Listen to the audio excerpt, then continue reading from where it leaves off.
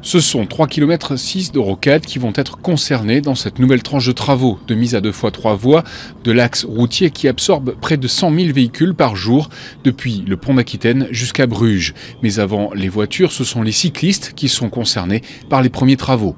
Aujourd'hui, les cyclistes passent le long de la rocade et empruntent un pont qui franchit le lac de Bordeaux sur la rocade. Et cette zone-là va être impactée par les travaux. Et donc, pour éviter d'interrompre les circulations cyclables, on fait un aménagement provisoire qui va passer sous le pont, qui ne sera pas impacté de suite, ce qui permettra une continuité cyclable pendant la totalité des travaux avant la mise en service de la passerelle. La mise à 2 fois 3 voies nécessitera sur cette portion une certaine attention avec des travaux nocturnes réguliers du fait de la présence d'amiante qu'il faudra traiter. La première partie du chantier, ça va consister effectivement à fermer là pendant jusqu'à peu près début mars. Toutes les nuits, il y aura des fermetures de la rocade qui vont permettre de venir raboter la partie supérieure de la chaussée.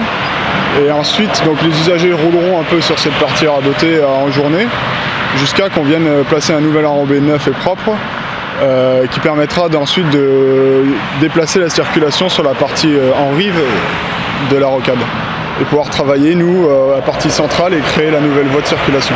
La particularité qu'on aura ici, c'est cette partie rabotage qu'on a mis en place suite à l'existence d'amiante dans les chaussées et qui demande un traitement particulier avec des rendements un peu plus compliqués. Donc pour gagner du temps, on procède de cette façon.